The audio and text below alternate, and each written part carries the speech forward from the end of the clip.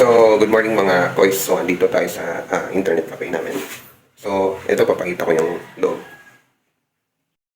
Sa panahon ngayon, kailangan na talaga natin ng extra income. Hindi dapat nakadepende lang sa isang sahod. Kaya naman, nagtayo agad ako ng sarili kong negosyo para at least meron kang nasimulan. Nagsimula mo lang ako ng 10 unit at isang server. Kasama ko dito ang kapatid ko para mag-set up ng deskless ng ComShop. So, ayan, makikita niyo sa loob namin ng computer shop yung 10 unit sa isang server. So, kami-kami lang din yung gumawa ng mga table. So, nagpunta muna kami sa Starbucks sa may Lanang Davao City. Kasi raw, manglilibre si Papa. Agad naman kaming sumama para naman makapag-banding with family. Sino ba naman ang hindi gaganahan sa libre, di ba? Libre na nga yun, di ba? Napakasarap talagang mag-banding with family. Nakakasama mo yung buong pamilya mo, nagsisiyahan kayo, at lalong-lalo na nakakasama mo yung mga kapatid mo, yung father mo. And yan, makikita natin yung iba't ibang klase ng mga cakes at iba pang mga delicacies ng Starbucks. So, minsan na nga lang, so at least sulit din at susulitin din talaga naman ito. Kasi nga, libre ni Papa.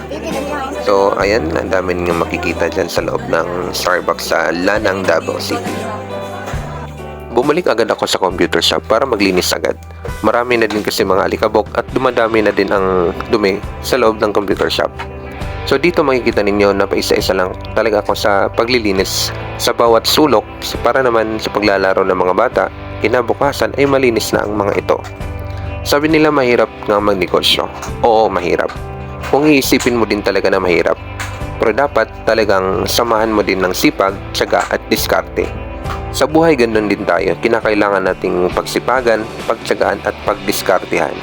Dahil hindi pwedeng, at sana hindi tayo dapat makontento lang sa buhay. Dahil sa ngayon, ang dami ng kinakailangan natin paggastusan, marami na ding mga bayarin at kinakailangan mong buhayin ang pamilya mo. So kaya kinakailangan mong pagsamahan ng sipag, tiyaga at diskarte sa buhay. Mahirap man gawin pero kailangan mong simulan. Basta't ang importante ay may ginagawa ka sa kapwa mo, para sa sarili mo, para sa pamilya mo, at para mabuhay mo ang buong mong pamilya. Ganun din dapat tayo sa buhay. Kinakailangan nating ibigay kung anong talagang kaya natin. Sa negosyo talagang pagdadaanan natin lahat ng hirap, pagod, at failure. Pero the moment na you fail, kinakailangan mong you're failing forward. At least alam mo kung paano mo itayo yung sarili mo. Pag-fail ka man, at least meron kang nalalaman, meron ka ding na-learn. At kinakailangan mong magagamit mo yung mga natutunan mo sa mga nakaraang failure mo. And I know for sure na talagang darating yung pinaka-right time mo kung sa nung negosyo ka ilalagay ng Diyos. And I still do believe kapag hindi tayo nagkukwit, talagang ibibigay ni Lord kung ano yung hinihingi natin. At mas okay na din yung pumili ka ng mga negosyo na talagang meron kang passion. At least hindi mo ramdam ang pagod. Maramdaman man, pero kinakailangan at kinakaya mo talaga. Maraming salamat sa inyong panonood. Have a good day.